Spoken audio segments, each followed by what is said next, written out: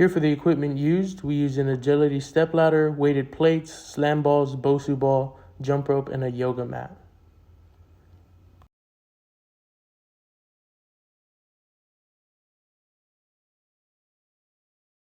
For the warm-up portion of the program, we're going to start off with a low-intensity cycling for approximately 6 minutes. This type of warm-up is going to allow the athlete to get their heart rate up, as well as circulation in their lower extremities. One can do variations of holds when cycling.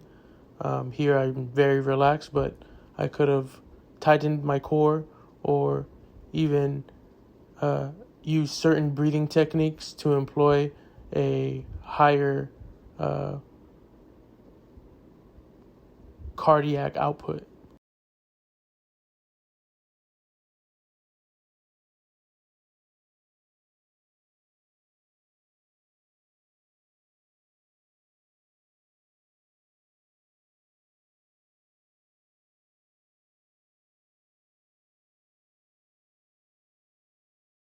Cycling, in my opinion, is a great warm-up technique, especially at a low intensity, where you can really allows the athlete to target a sense of stimulus when it comes to power and cardiac output.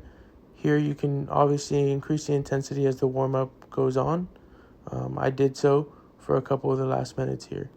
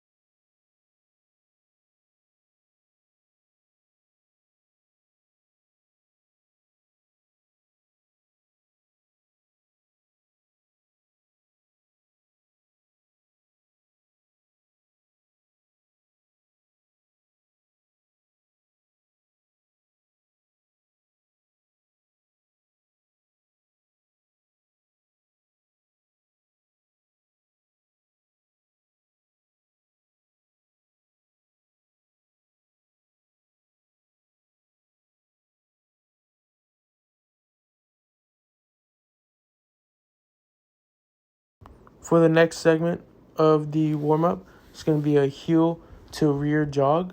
This is going to put the athlete's foot flexed and extended over a short period of time in between their steps. Great way to employ ankle mobility through flexion and extension. Here we have our B skips down and back, and these were done on the half side of the other side of the track. Really anything, for the most part, you just want your athlete to get that hip drive and extend their legs fully. Here we have power skips with a reach. This is great workout, little warm-up exercise, obviously to get the heart going and just get that triple extension on a unilateral basis. Up next here we have a side step with a sit back. This is great to employ, again, full lengthening, stretching of our lower extremity muscles. Really good for the hamstrings. This sit back is just to incorporate an upright neutral position. And we move to the next side here.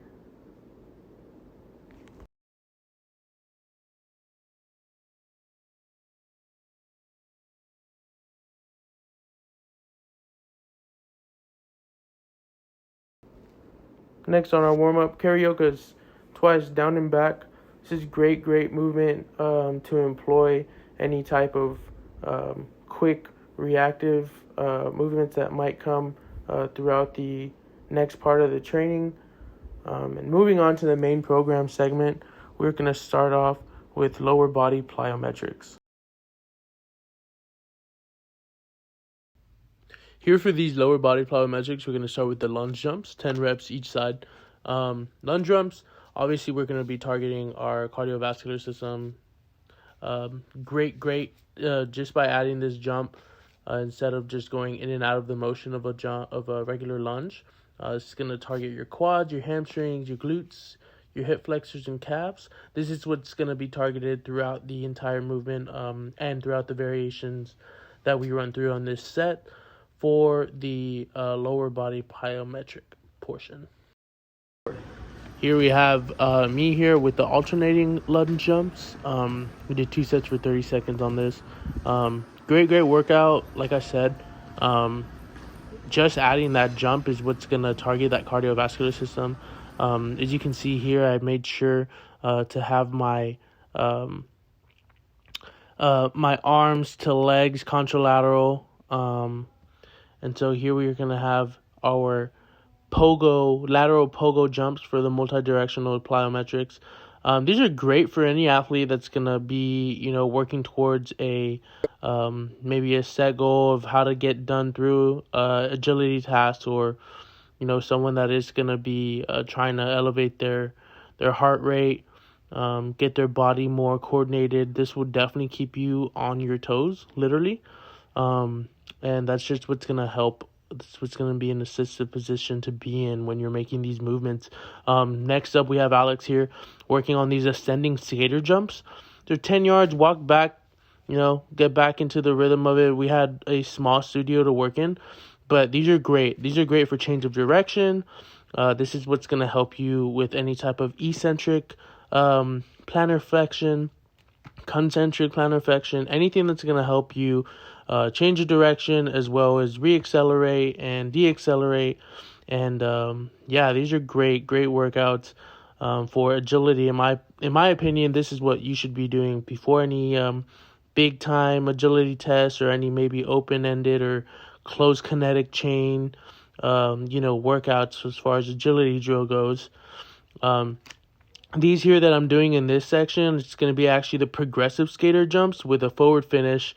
And like I said, this is what's going to help you get, ready or prepared for any type of, field movements or anything. You can do this on a field. Obviously, we had the studio, but great movement in my opinion.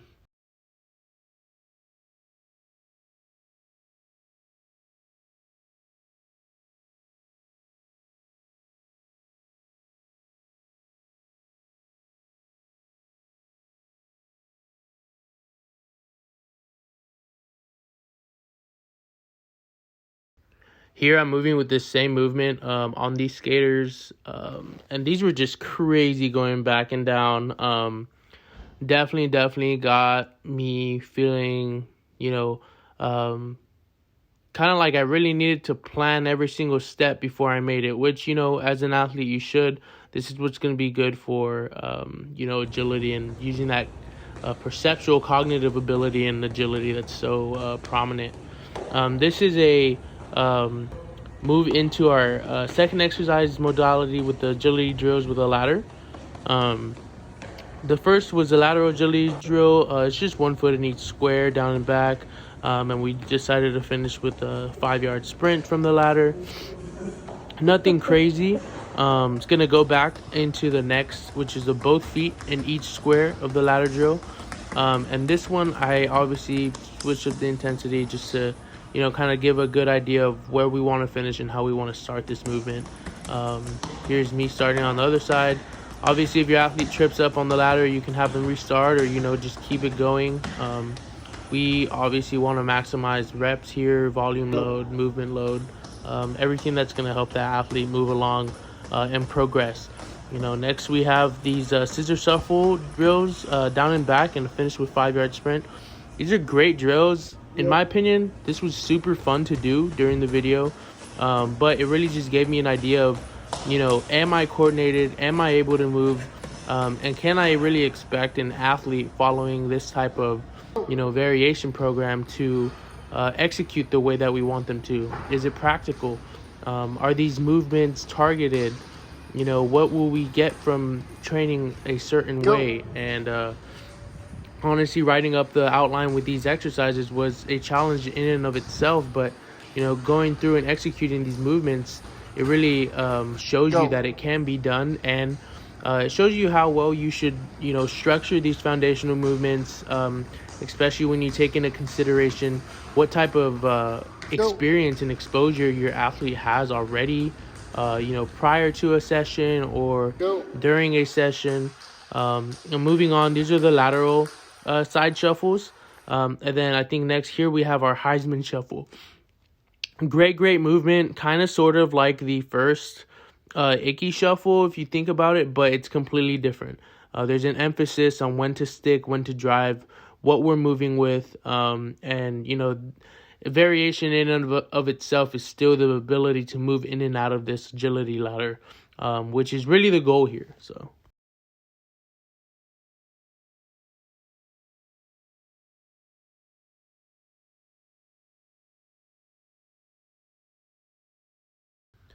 all right, moving along. It's going to be our exercise modality 3, upper body plyometrics with equipment. We decided to use a plate here for these first exercise of the push-ups. We did elevated plate push sticks, 3 sets of 10 actually, but I think for sake of time, we kind of just did 8 to 10, I believe so. Anyways, great movement, great plyometric movement for the upper body. Obviously, it's going to be seen as a core workout, pretty staple workout here, where we can kind of, be able to really put an emphasis on where we need to work on such a simple movement here, like a push-up. Obviously, this would be considered a little bit more advanced because it's not just one movement. It's not a closed, movement. We are having to move up. We are having to explode up and, lose our base of pretty much our base of the movement to elevate and get on the top of that plate stack there. And this is great. This is actually working your chest, doing an amazing job for your chest, your core, and all these movements here for the push-up, they are attacking, those standard larger muscle groups, your biceps, your triceps, definitely your triceps, your chest here. This is a plate switch push-up, which is doing the exact same thing. The stimulus here is going to be geared more towards a explosive movement. Moving back and forth on the other side of that plate is just crucial here. That is the emphasis of the movement. And it's also to target a sense of, inclination to joint angle. Obviously, an inch off the ground, it's going to, show an instability in the base of the movement. But as we all know here, a lack in stability isn't necessarily a call for lack of improvement. You can improve through these movements that lack any type of stability. We could have done the movement on a Bosu ball if we really wanted to. But anyways, moving along, we have our eccentric absorbent push-ups. These were kind of hard to do at first, especially if you have never done them before. The movement itself is very, very repetitive. I believe, we did variations of the movement here where we didn't really try to go as deep as we should have. Or not to say that you should have gone as deep, but that you could have. It's all up to you. It's all up to the athlete, what they feel comfortable with. Here you can see I kind of move from just switching myself to actually going down, popping in, and slowly going down. These are great for any type of athlete that has to deaccelerate or use their eccentric muscles or phase longer in their sport.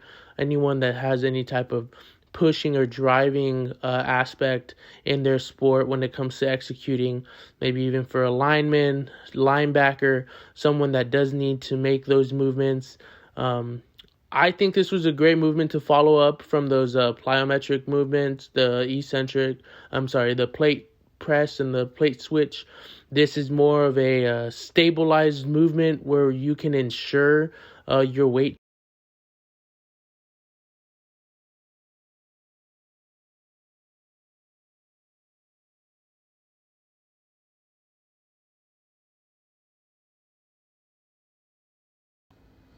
This is also going to help us with obviously the pectoralis major muscles. On an eccentric push, you're actually working your latissimus dorsi as well. In this case, we are also going to be targeting the deltoids and obviously the rotator cuff. These joints, these angle-specific joints with these muscles that we are working is something you should keep in consideration when giving cues to your athlete throughout the workout. You want to kind of make sure that are they able to perform these movements? Do they have any kind of contradictions that would, otherwise leave to implore you to not mess with this movement? If that's the case, these are things that you would need to consider before putting in your program. But that's not the point of this. The point of this is to show the variations between our workouts, which is great. Next up, I believe we're still going to be hitting up with our upper body plyometrics. And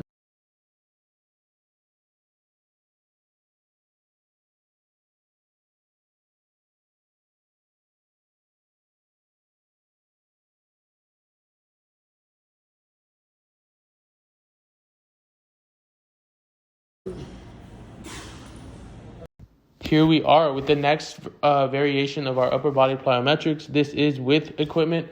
These are going to be our overhead ball throws. This was just a simple movement for the first set. It was an overhead throw, nothing crazy. This literally was just done in a studio room. We later had to move outside, and I'm going to skip to that part where we go into a overhead throw into a power rotation. Before I get into that, this obviously is what you want your athlete to be focusing on here is, activation of the core, placement, and, this kind of has a perceptual ability to it, but we're not going to get into that.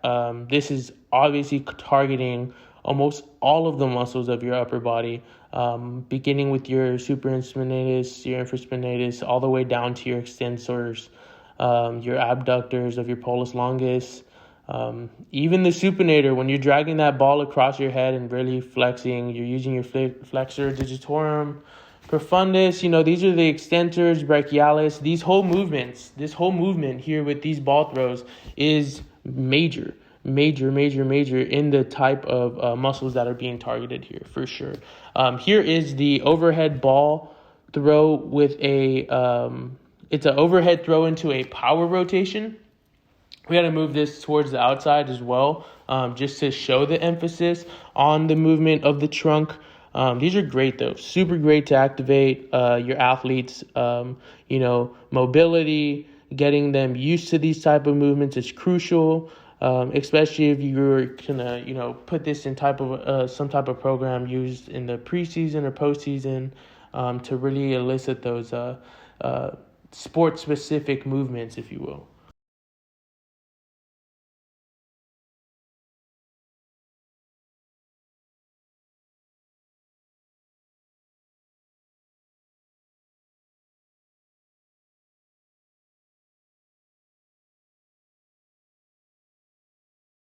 Here we are moving it outside. These are going to be the same movements. It's going to be the overhead throw with a turn into rotation. It's an overhead throw into a power rotation. Kind of tricky if you don't know what you're doing here, but what you want to emphasize is obviously your core is engaged, moving those arms over your head, and going into that power rotation position.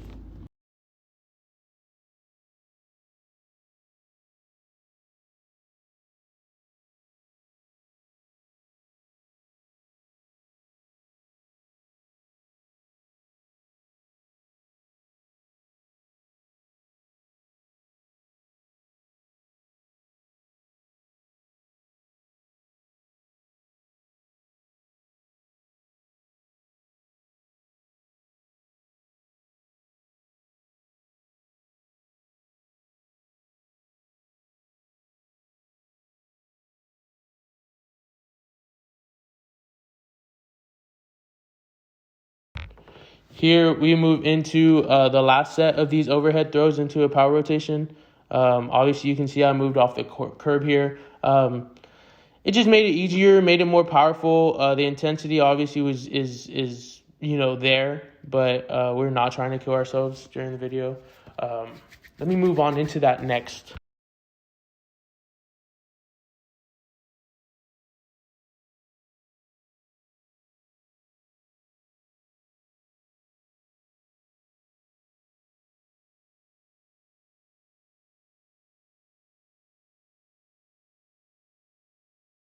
Now, these here, the last set of this upper body plyometrics with the equipment was our overhead slams. Super great movement. Obviously, you're still keeping your core engaged. You could even move into a throw with a triple extension. That'd be ideal, especially if that athlete is trying to be explosive, is trying to show their side of the power in that dynamic. You can make intervals of this. The intensity is what is going to be your tool for change as far as variations of this movement. Here you can see I kind of just like rock with the back, keep my heels flat, and I'm obviously just going after it rep after rep. And you can stop, you can make this a targeted movement in terms of a triple extension, in terms of overhead hold, in terms of the time interval from the time you slam the ball to the time you pick it up. You could have kind of a high intensity interval training used with these power balls, which is great. I think they should be utilized more so than not. And especially during the off season for any type of power athlete that needs to move around or at least target or engage these muscle groups.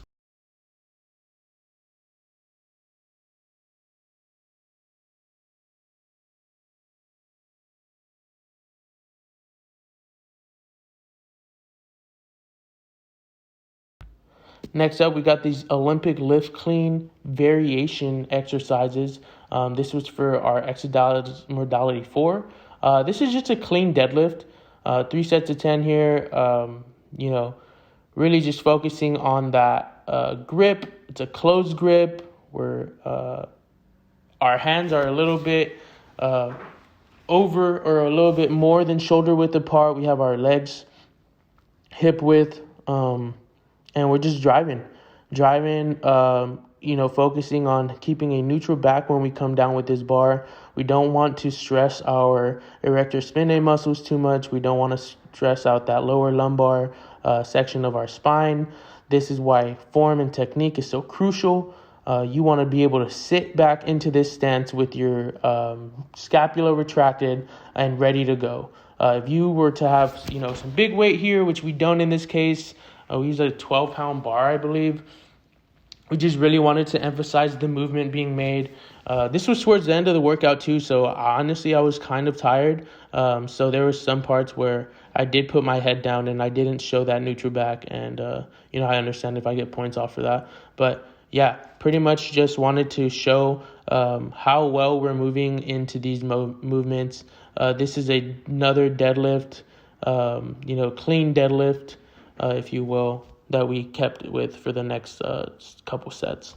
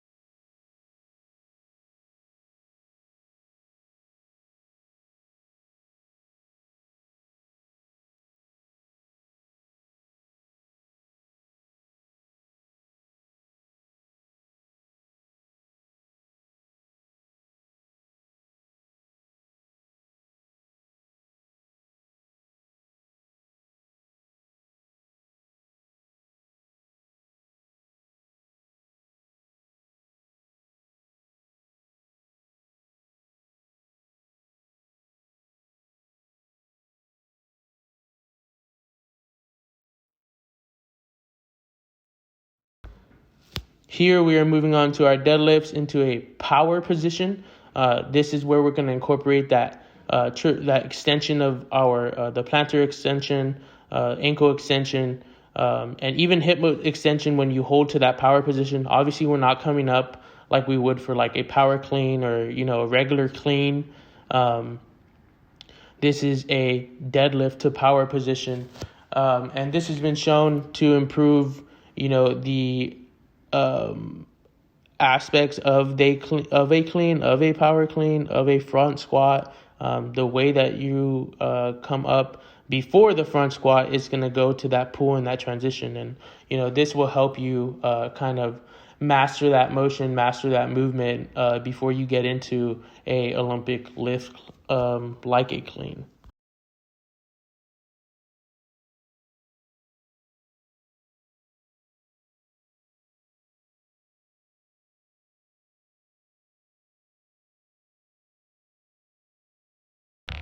Moving into this next variation of an Olympic lift clean variation, obviously the Romanian deadlift is a staple movement. I like to do this usually with a set of good mornings for sake of, specificity to the movement. Couldn't show that part here, but, it is a great movement here, activating the hamstrings. The lower body is on fire here, but you do not want to neglect, retraction of the scapula, keeping the neutral spine. Here, I do in my opinion, overextend those flex my hip flexors. But yeah, anyways, moving on to the fifth exercise modality is our trunk body plyometrics. This is without equipment.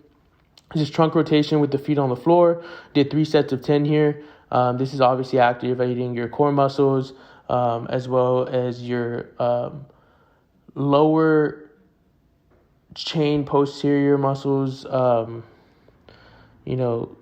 This is huge here as far as core activation goes.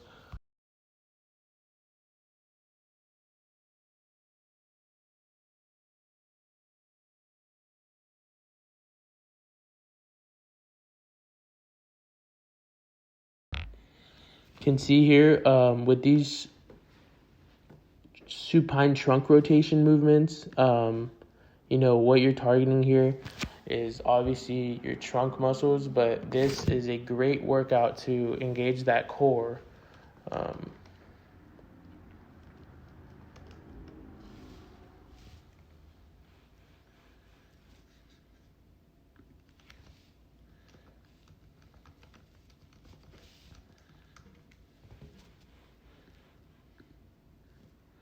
This is going to be primary areas are going to be obviously through that torso rotation. You're going to be affecting or targeting the rectus abdominis or the abs, transverse abdominis, and the obliques. Secondary muscle groups affected are stabilizers such as your rhomboids, your deltoids, glutes, adductors, quads, and adductors. Just a staple movement here.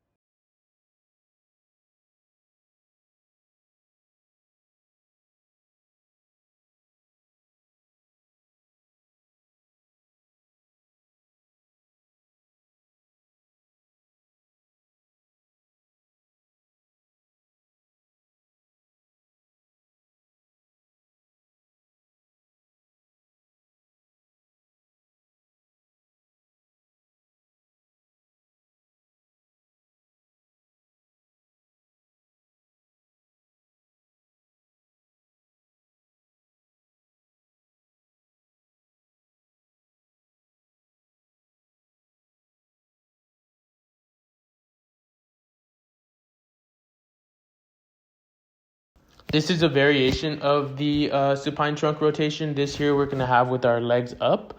And this is huge. This is what's going to call for the activation of those stabilizing muscles that I mentioned earlier, or the secondary muscle groups. And this is just great. Internal oblique helps rotate and turn the trunk, flexes the torso and the spine.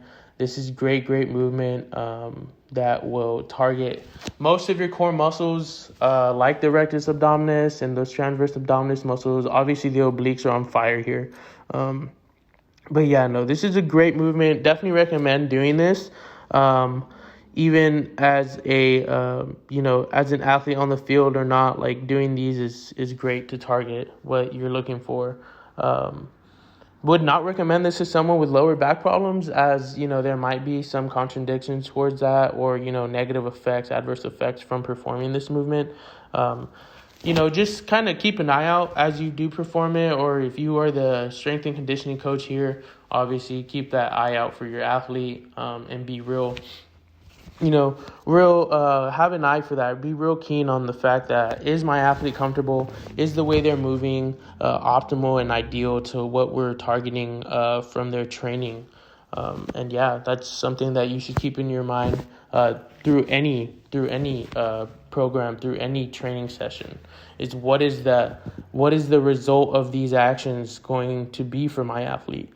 Moving on to another variation of this fine movement here. It's going to be the trunk rotation with the legs extended. This is great. This is killer. This is the advanced level of this movement, in my opinion.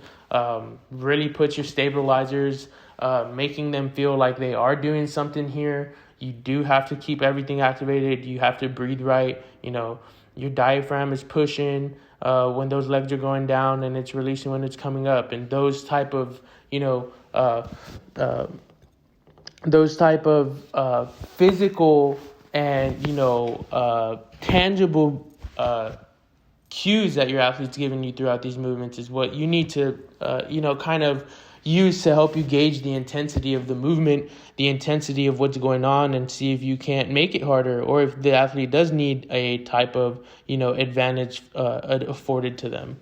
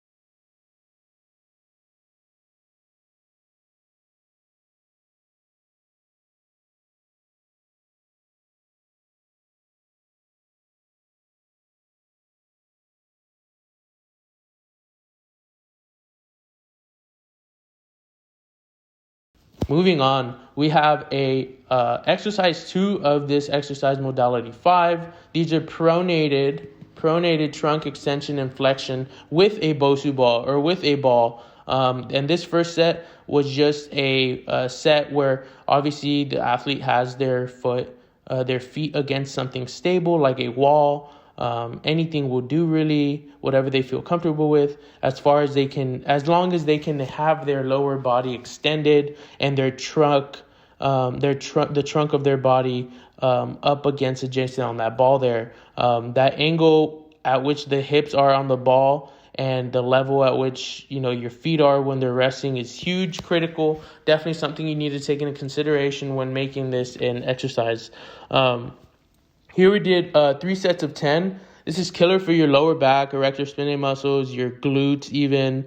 All your trunk muscles here are being activated. Your obliques, we added the variations just because, the scapular retraction, it does, in fact, increase the stimulus of the movement. It does increase that, output of concentration, that output of power, to a sense that you should be able to tell the difference when you're just in a neutral spine position as opposed to having your scapulas retracted for this movement. Super great movement, super great exercise in my opinion. And here we're moving on to the next, which is going to be a trunk extension / flexion on the ball with an overhead reach.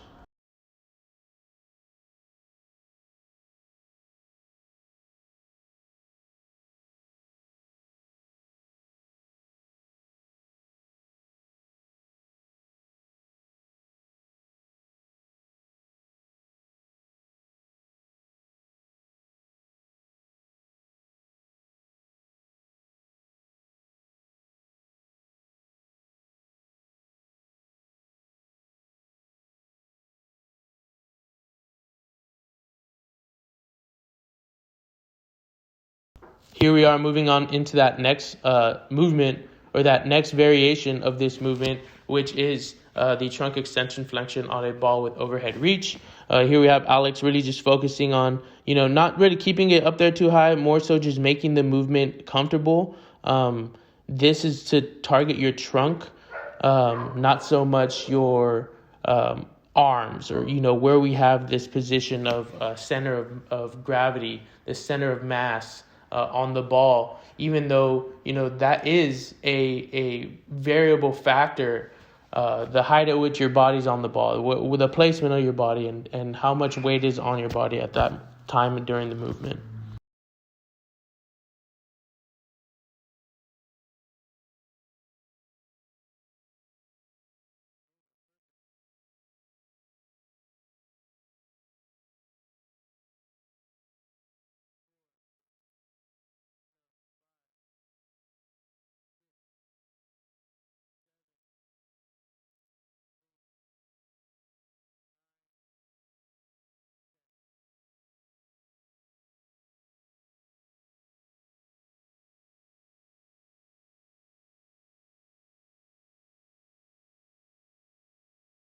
All right, moving on with the first movement of the first exercise of the 6th modality. It's going to be our front squat push press. This is a great workout. Staple workout for any person trying to gain a base as far as Olympic lifts go. This is definitely going to be working your core muscles, your back muscles, your erector spinae, your legs, your quads, your hams. Obviously, this is a full body movement.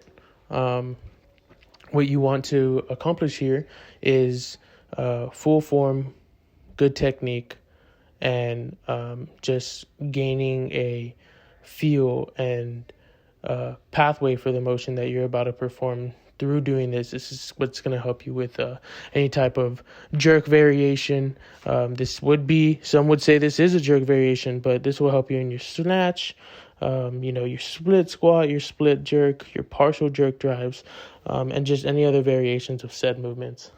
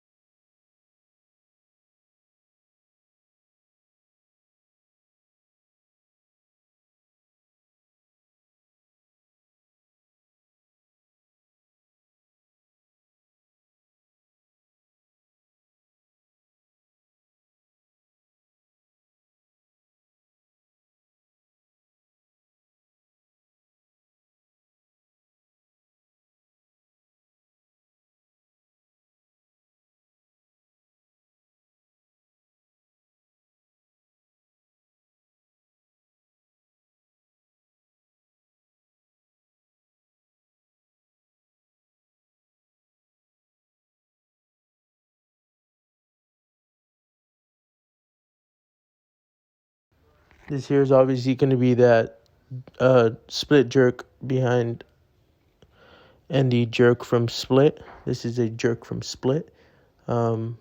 Perfect movement to really isolate those muscles involved throughout this movement.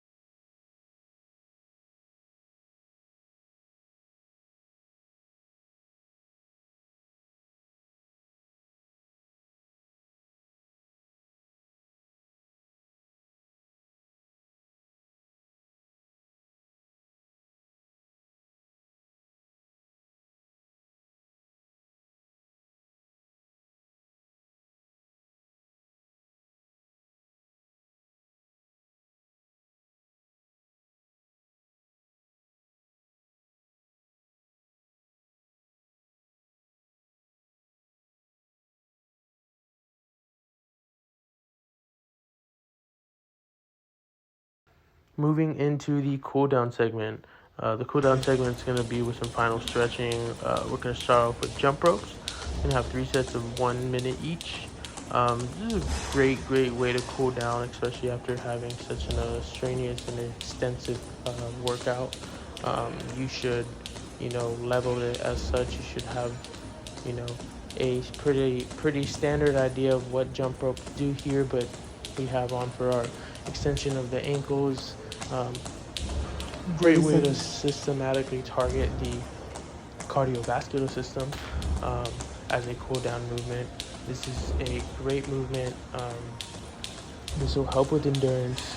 Honestly, I don't know too many athletes that do finish off with jumping rope besides, your boxers and your combat sports. And what do they have that makes it different from a, street fighter or common fighter, someone with no experience? And that's going to be endurance. So jump ropes here going to be a great staple movement for anyone trying to stay in shape and kind of, carry that baseline and progress with it as they do in their other fields of exercise.